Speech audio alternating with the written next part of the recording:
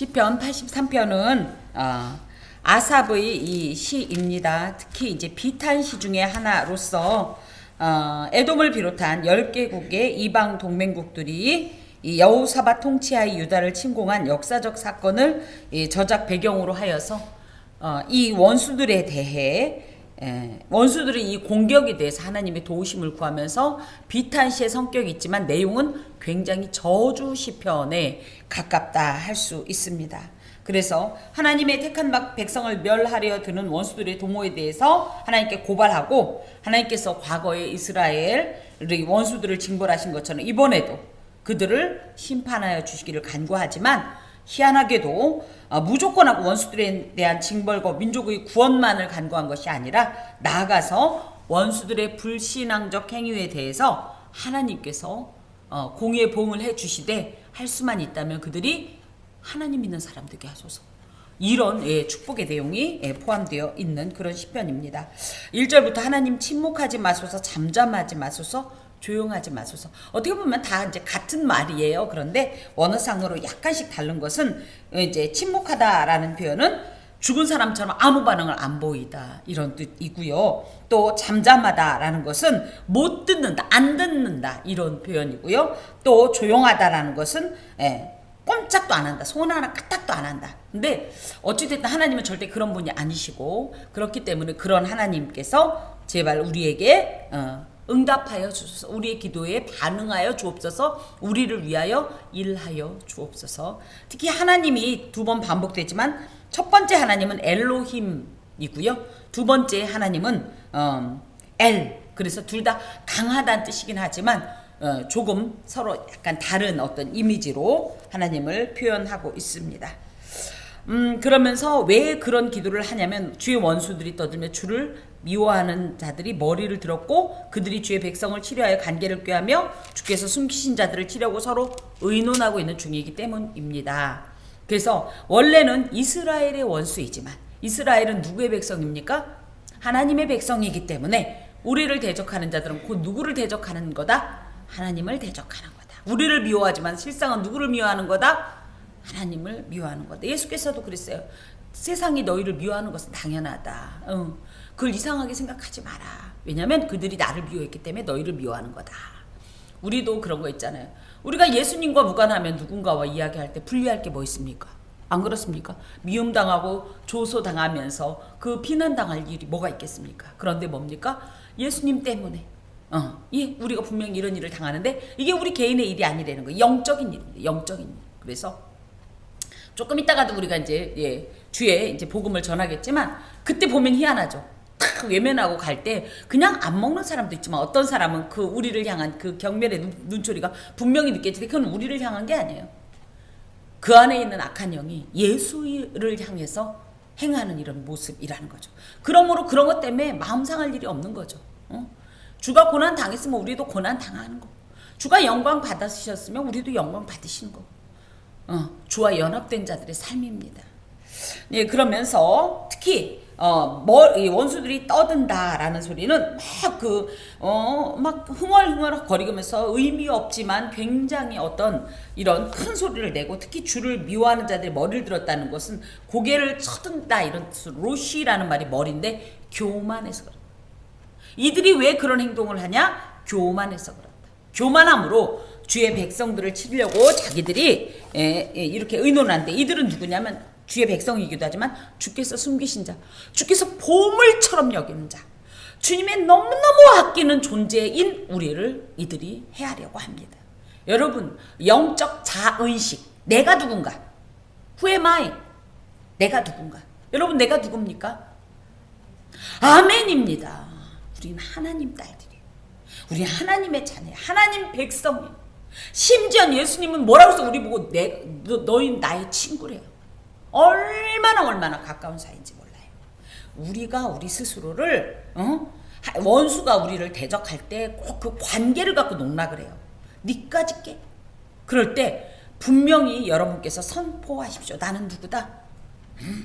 하나님의 자녀, 하나님 딸이다. 나는. 네가 나와 하나님 사이에 낄 게 아니야. 특히 참소당할 때 니까짓게 라는 표현을 할 때 절대 여러분 넘어가지 마세요. 그래서 제가 그런다고 그랬죠. 그래서 뭐 어쩌라고? 네가 뭔데? 내가 혼나도 내 아빠한테 혼나? 너한테 혼날 일 없어. 나는 소속이 어디야? 하나님이야. 난 하나님의 나라에 있는 소속된 자야. 너하고는 옛날부터 연이 끊어졌어. 내가 예수를 믿은 뒤로 너랑은 아무런 관계가 없어. 네가 옆집 아저씨가 뭐하러 우리 집에 와가지고 나를 혼내요. 내가 혼나도 우리 아빠한테 혼나지. 그죠? 이런 마음으로 당당하게 참소를 물리치시는 이런 영적 자의식이 분명하게 있으셔야 해요. 그들이 뭐라고 그러냐면 이스라엘이 다시 나라가 되지 못하게 하고 그 이름으로 다시는 기억되지 못하게 존재 자체를 아예 괴멸시키자. 이거는 정말로 잔악한 모의입니다. 근데 그날이 그들이 한 마음으로 의논하고 주를 대적하여 서로 동맹하니 예전에는 그렇게 친한 줄도 몰랐는데 이것들이 이스라엘을 멸하는 거에는 아주 목숨을 거네. 마찬가지예요. 제가 이번에 사실은 코로나 상황을 겪으면서 느꼈던 것은 확실히 기독교는 좀 어떻게 보면 상대적으로 굉장히 조금 어떤 이런 종교적인 이런 커뮤니티에서 배제되는 느낌입니다. 다 모임 같기도 해요. 근데도 유별나게 기독교에 대해서 그렇게 전 종교들도 그렇게 이런 배타적 감정으로 이 대적한 것은 이게 분명한 우리의 정체성이에요. 우리가 평소에는 우리랑 다 말도 잘 통하고 물론 이 WCC에 타종교의 대화라는 챕터가 있습니다. 타종교와의 대화. 이 대화를 통해서 그들이 대화하지 않으면 전하지 않으면 진리를 알 수 없기 때문에 그들에게 진리를 전하기 위해서 대화를 시도한다. 이 의견에는 이 어떤 견해에는 저도 굉장히 이 긍정적으로 바라보는 바입니다. 하지만 그렇다고 해서 예수를 양보하고 예수를 오히려 삭감하고 복음을 줄이고 약화시켜서 그들과 접근하는 것은 전 위험하다고 생각합니다. 나도 그럼요. 목회자라도 그런 거 할 수 있어요. 분명히 그건 아니라는 거죠. 어찌됐든 그런 면에서 기독교는 어찌됐든 배타적인 성격인 건 사실입니다. 놀랍게도 항상 보면 어떤 종교적인 충돌이 있을 때 기독교와 함께하는 종교는 없어요. 한번 보세요. 앞으로도. 기독교와 함께하는 종교는 없습니다. 희한하게도 다 공격하는 자들로 이렇게 연합이 되는데 이들도 지금 그런 거예요. 특히 주를 대적한다. 아까도 얘기했듯이 우리를 대적하는 건 그 누구를 대적하는 거다? 하나님을 대적하는 거다. 하나님을 대적하는 자는 뭐다? 교만한 자다. 머리를 빳빳이 드는 자다. 교만한 자. 이 교만의 원조가 누구예요? 사탄. 그래서 엄연히 얘기하면 복음을 대적하는 자는 굉장히 사탄적인 겁니다. 그러면서 그들이 요단 동편 쪽에 있는 사람들 또 그저 블레셋 등 해서 또 가나안 약간 서쪽에 있는 사람들 이런 사람들이 다 굳이 얘기하면 피도 안 섞인 이들이 이스라엘 하나를 멸망시키자고 연합된 모습을 보여주고 심지어 8절에 아수르 그래서 초강대국인 아수르조차도 그들과 힘을 합쳐서 이스라엘을 지금 괴멸시키려고 이러고 있습니다. 하나님 이거 그냥 두시겠습니까? 그냥 보고만 계시겠습니까? 지금 이런 뜻이에요. 그래서 9절 주는 미디안인에게 행하신 것 같이 기손 시내에서 시스라와 야빈에게 행하신 같이 그들에게도 행하소서. 그들은 엔돌에서 패망하여 땅에 거름이 되었나이다. 그들의 귀인들이 오렙과 스앱 같게 하시며 그들의 고관들은 세바와 살문나와 같게 하소서. 요 내용이 어디에 나와 있냐면 사사기 6장에서 9장 내용에 있습니다. 기드온이 이 미디안인들과 싸우던 내용들이 여기 이제 나와 있습니다. 그래서 이 미디안인들이 어떻게 했어요? 그 당시에 이스라엘이 일껏 애써서 농사 지어놓으면 어떻게 이들이 와가지고 다 뺏어가고 완전 미디안이 식민지가 되어 살아갈 때에 하나님께서 기드온에게 너무너무 두려워서 대낮에는 몰래 타작도 못하는 그런 기드온에게 큰 용사여 이러면서 부르셔서 300명의 용사와 함께 미디안을 멸절시킨 그런 내용들이 지금 있는 거예요.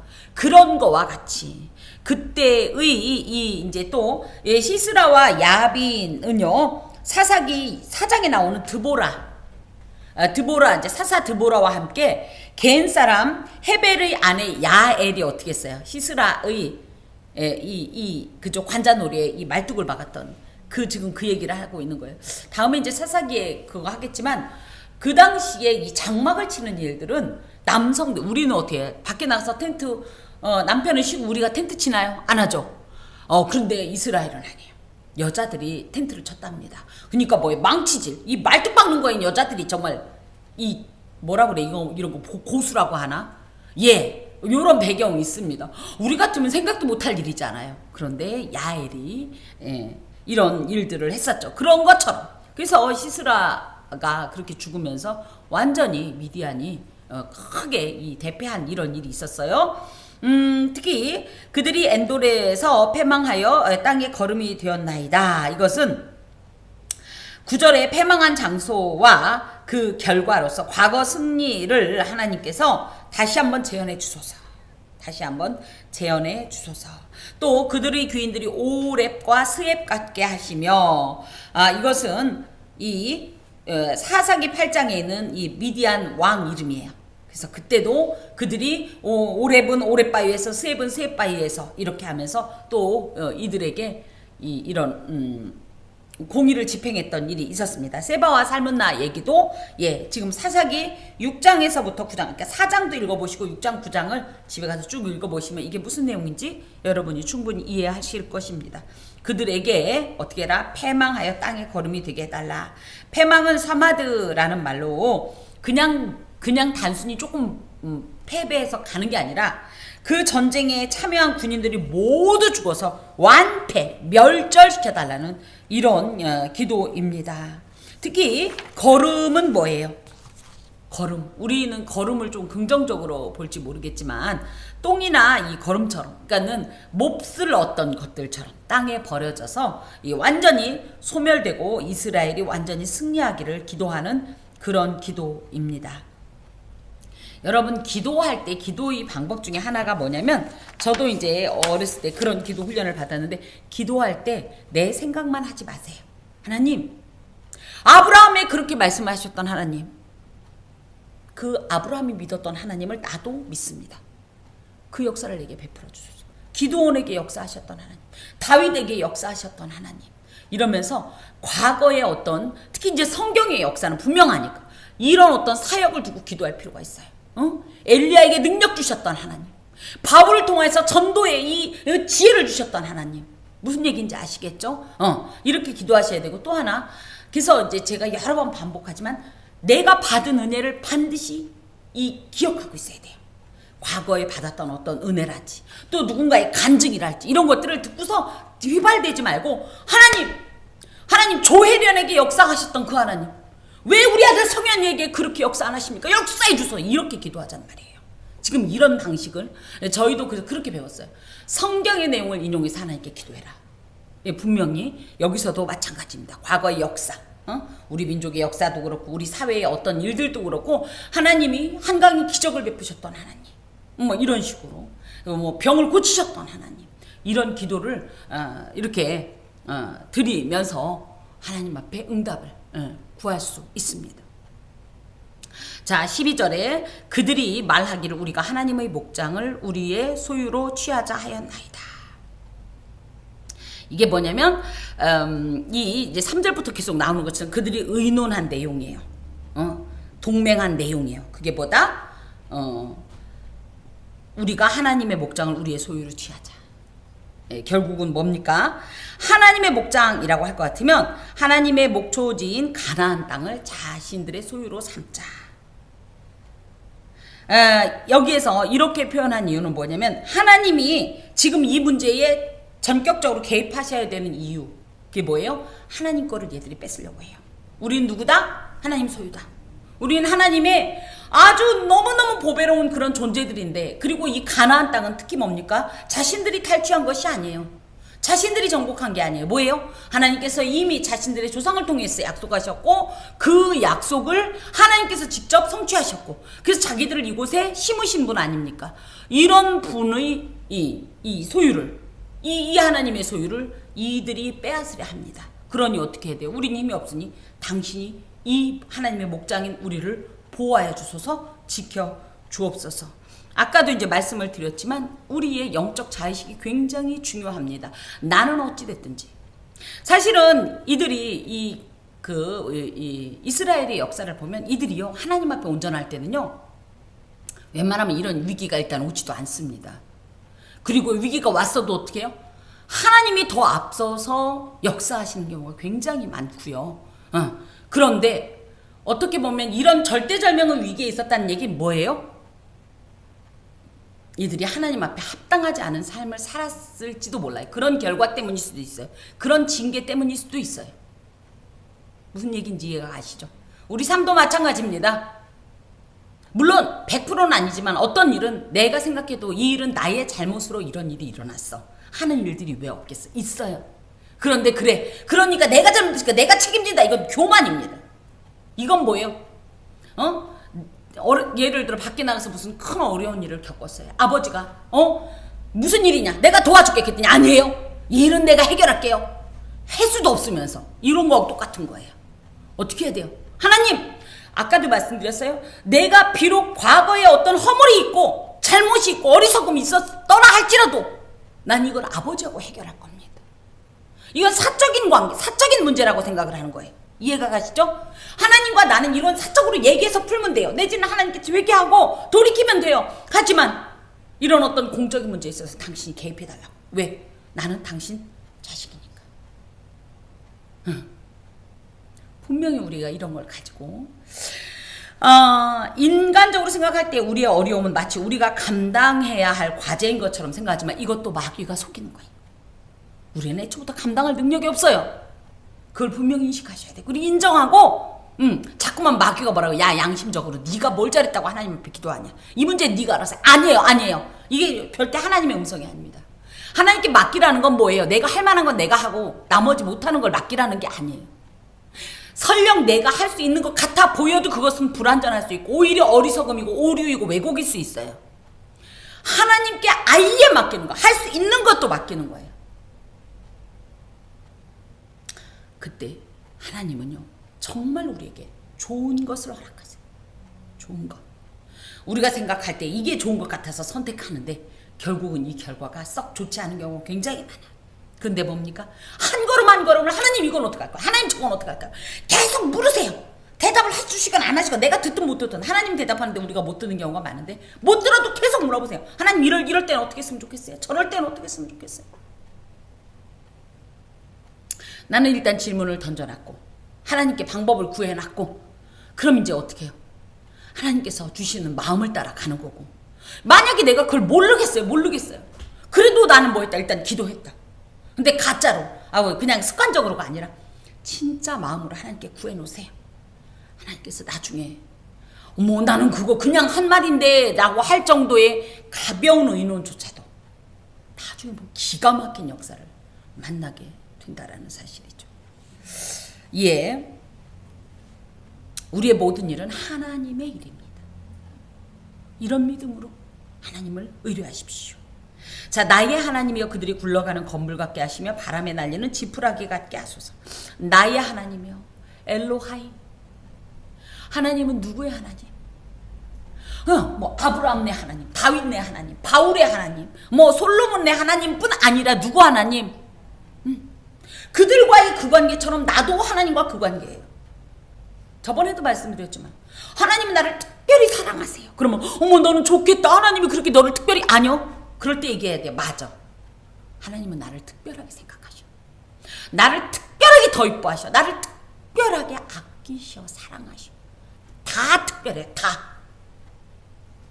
우리가 자녀가 많지는 않지만 어때요? 이 자녀는 이래서 이쁘고 저 자녀는 저래서 이쁘지. 너는 70점, 넌 50점이 어디 있어요? 다 100점이에요. 다 100점.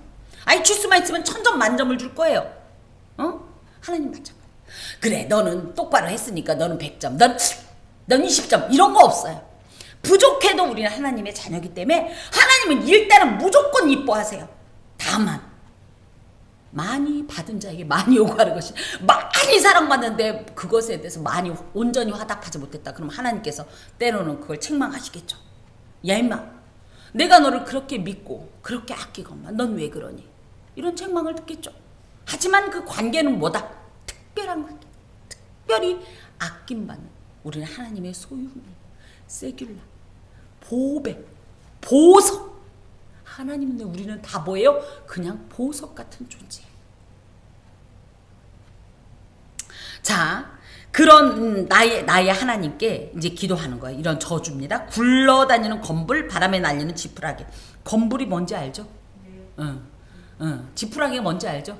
한마디로 얘기해서 하나님의 심판 앞에 마치 바람 속에서 중심 없이 이리저리 휩쓸리는 건불처럼 의미도 없고 가치도 없고 유익하지도 않은 아주 그리고 허무한 이런 운명을 맞게 해달라는 거예요. 삼림을 사르는 불과 산에 붙는 불길같이. 이거는 아주 무서운 저주로서 그냥 집에 아궁이 불과, 여러분 산불 난 거 봤어요? TV로만 봐도 막 뜨거울 것 같죠? 이 정도의 하나님의 진노의 불길과 심판의 결과를 그들에게. 그럼 산불이 나면 어때요? 바위도 타잖아요. 그죠? 그 불이 휘슬고 간 곳은 다 타잖아요. 오죽하면 그 어마어마했던 나무들이 다 타버리잖아요. 그 정도로 이들이 하나님의 백성을 공격하고 압제했던 이 악한 일에 대해서 하나님 앞에 분명한 심판을 당하게 하소서. 주의 광풍으로 그들을 쫓으시며 주의 폭풍으로 그들을 두렵게 하소서. 이 주의 광풍은 사르라는 말이고 주의 폭풍은 수파라는 말인데요. 하나님의 백성들을 공격하는 이들에 대해서 하나님이, 이 바람은요, 우리가 생각할 때 바람 별거 아닌 것 같은데 제가 이 유튜브로 짤을 잠깐 봤는데요. 전투기? 그 공군 전투기 같은 건가 봐요. 그 바람, 걔가 출발할 때였나 하여튼 이 이륙할 때인지 그 바람이요, 사람이 이렇게 앉아있는데 떼굴떼굴 굴릴 정도의 어마어마한 바람. 근데 이 바람은 유도 아닌 어마어마한 바람. 그래서 정말로 이 바람이 불면 악인들의 그 모든 자기들이 자랑했던 헛된 바벨탑은 뭐 지푸라기처럼 건불처럼 다 그냥 날아가 버릴 수밖에 없는 거예요. 우리 그거 있잖아요. 우리나라는 아직 그 정도는 아닌데 허리케인, 토네이도 이런 거 보면 없어지잖아요. 아예 없어지잖아요. 이 정도로 이들에게 괴멸을 하나님께서 허락하소서. 하나님의 일하심에 대해서 참 우리가 들으면 또 신통한 일이 많은데, 제가 지난주에 이런 얘기를 들었어요. 이제 저희 이제 막내 목사님 이야기예요. 이제 이제 이 친구, 그러니까 자신의 주변에 우리 그 조카의 친구들이 하나, 둘, 세 명이 있는데 다들 희한하게 어렸을 때는 신앙생활 엄청 열심히 했었고 신앙생활 하던 가정에서 자랐는데 지금은 아무도 예수님을 안 믿는 이런 상태예요. 한 사람 한 사람이 전도가 되는데, 놀랍게도 이제 아이들을 통해서 전도가 되는데, 그 중에 한 자매가 지금 이제 결단을 하고 예수께 나왔습니다. 그래가지고 이제 자기가 얘기하는, 나는 제사를 엄청 지내던 집이었대. 시가가. 나 예수님을 인격적으로 만나고 영접한 뒤로 나 제사 안 지내겠다 이렇게 선포를 한 거예요. 근데 남편한테 그 얘기를 했어요. 나 이제부터 제사 안 지내겠다라고 얘기했는데 시어머니한테는 얘기도 안 돼. 시어머니가 조금 그 다음 날인가 전화 왔대요. 야, 올해부터 우리 제사 드리지 말자. 근데 저는 이렇게 생각했어요. 시어머니가 만약에 그랬으면 믿음의 이 선포가 아닌 거잖아요. 그 바로 전에 하나님께서 그 마음을 용기를 주셔. 결단, 나 이제부터 제사 안 드리겠다. 그랬더니 그 얘기를 듣고 남편은 화가 났는데 이 남편의 어머니가, 야, 올해부터 제사 싹 없애자. 놈들 또 안 드리더라. 이렇게 된 거예요. 그래서 어찌됐든 이게 순서가 바뀌었으면 남편하고는 사이가 틀어지지 않았을 거예요. 근데 순서가 어떻게 됐어? 믿음의 선포를 하고 나서 시어머니가 얘기하니까 이 남편이 아내한테 화가 난 거예요. 이 여자가 드디어 광신자가 되고 있구나. 예수 믿더니 미쳤구나! 이제 이렇게 욕을 하고 뭐 사니 안 사니 막 이랬대요. 그랬는데 이제 그 얘기를 이제 제 동생 목사님에게 이제 연락을 한 거예요. 이런 상태다. 그래서 우리 그 남편이 예수 믿고, 그러니까 하나님 무서운 줄 알고 또 예수 믿고 돌아오기를 위해서 함께 기도하자. 그러고 나서 그날 어떤 일이 있었냐? 이분이 술을 거나하게 드시고 새벽 1시에 엘리베이터를 탔는데 엘리베이터 안에서 4시간 동안 갇혀 있었대요. 이게 고소해서가 아니라, 근데 왜 엘리베이터가 고장이 난 것도 아니고 막, 근데 하여튼 뭐 어떻게 연락이 돼서, 그러니까 희한해요. 어떻게 그 4시간 동안 아무도 뭐가 없어. 하여튼 4시간이라는 걸 기억해. 새벽인데 그 안에서 이 사람이 혼비백산이 된 거예요. 여러분 엘리베이터 사고 당해보시면요 엄청 무서워요. 이 폐쇄 공포증도 있고 이러다가 정말 엘리베이터가 추락하면 큰일도 있지 않습니까? 그래서 그런지 굉장히 무서운데 이 사람이 4시간 동안 그 일을 당한 거예요. 그런데 본인은 몰라요. 그런데 기도했던 두 자매는 하나님 무섭다. 그죠? 얼마든지. 그러면서 그랬대요. 본인 입으로 그랬대요. 야, 네가 믿는 그 하나님 욕해갖고 하나님이 나한테 벌 주나 보다. 뭐 그런 뜻은 아닌데도 그렇게 이제 아니 그렇게 하나님 있는지 알면서 왜 그런 행동을 하는지. 그런데도 이제 또 그런 두려움이 없어지니까 교회 못 가게 한다고 지금 그러던데, 여러분 생각나면 그 자매 이름을 밝힐 수는 없지만 기도해 주십시오. 그 가정이 예수 믿고 완전히 복음의 가정 되도록. 그러니까 아들이 막내인데 이 아들이 제 아이 친구예요. 얘가 친구 따라서 자꾸만 이제 자기 교회를 가고 싶다 해서 갔어요.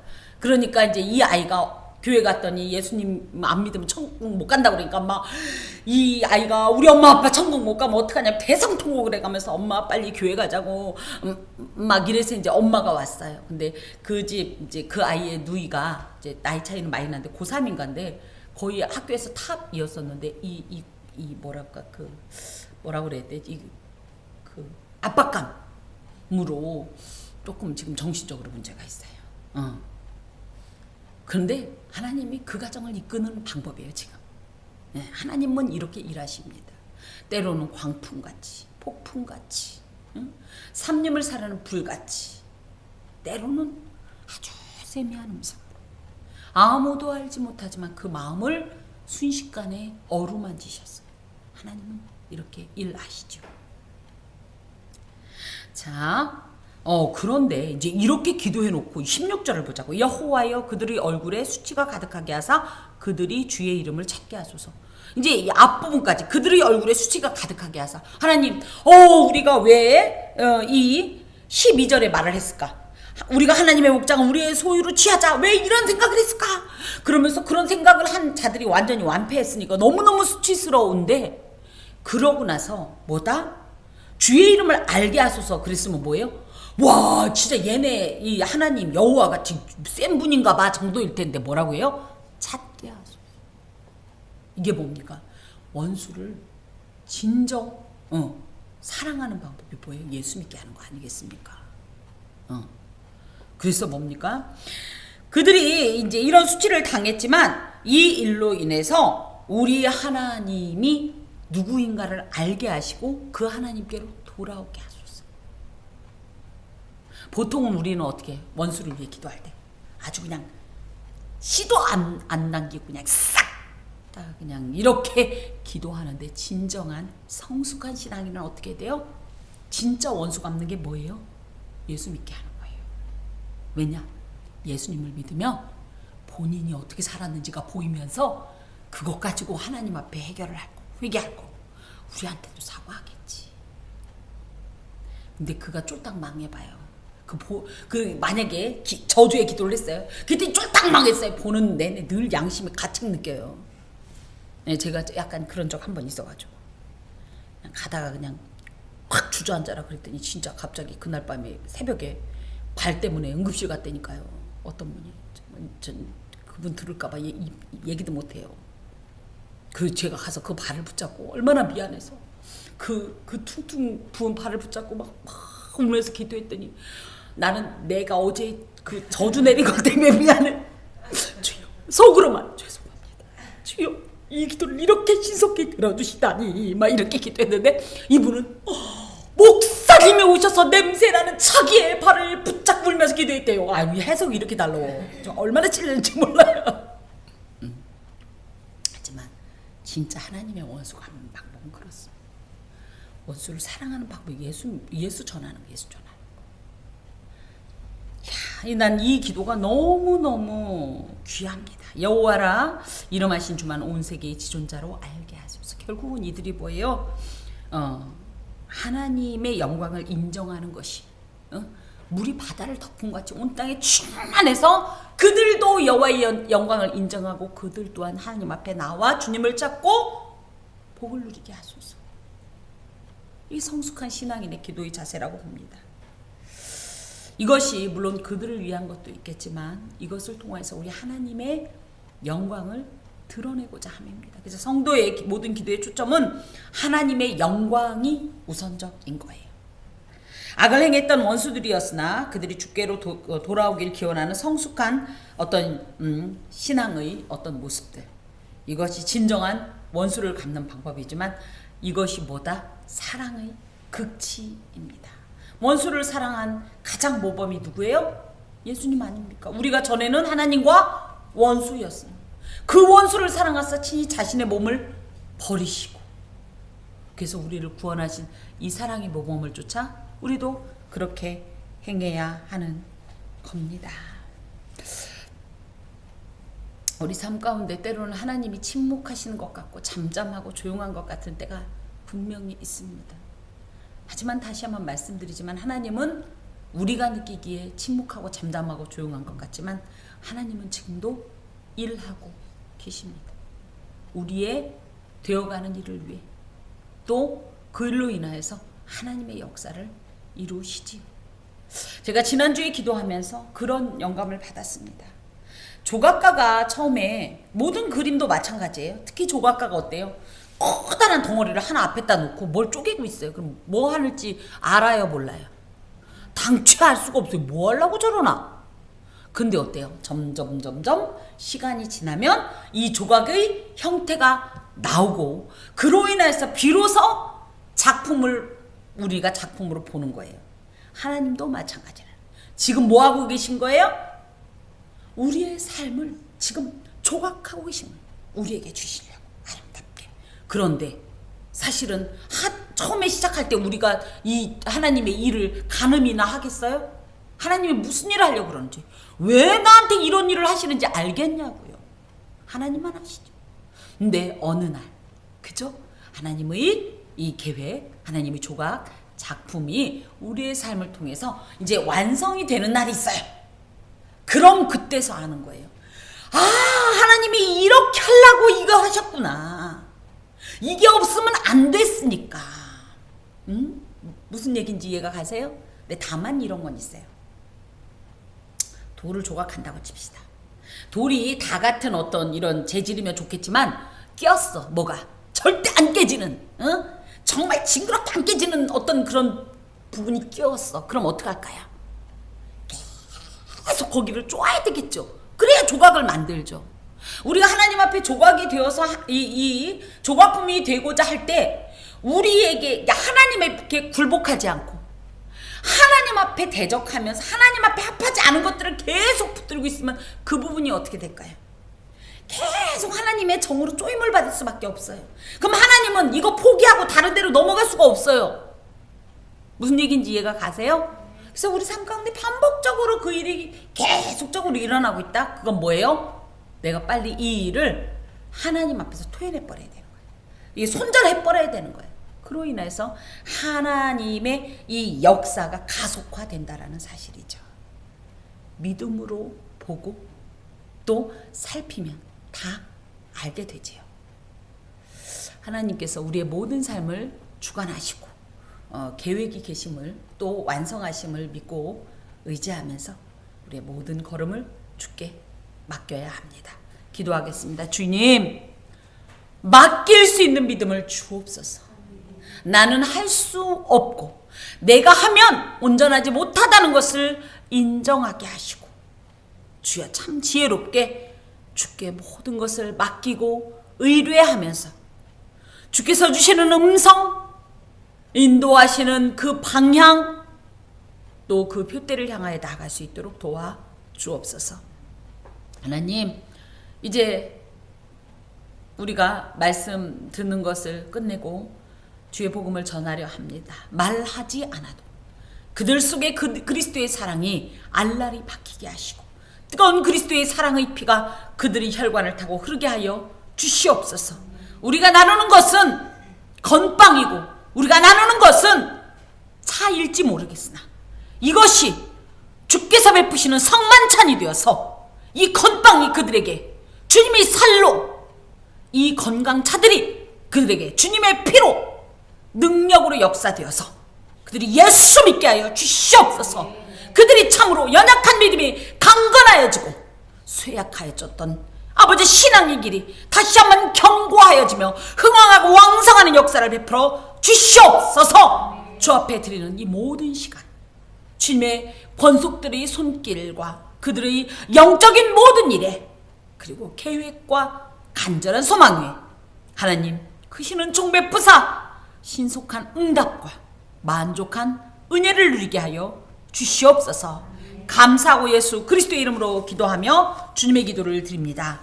하늘에 계신 우리 아버지, 아버지의 이름을 거룩하게 하시며 아버지의 나라가 오게 하시며 아버지의 뜻이 하늘에서와 같이 땅에서도 이루어지게 하소서. 오늘 우리에게 일용할 양식을 주시고 우리가 우리에게 잘못한 사람을 용서하여 준 것 같이 우리 죄를 용서하여 주시고 우리를 시험에 빠지지 않게 하시고 악에서 구하소서. 나라와 권능과 영광이 영원히 아버지의 것입니다. 아멘.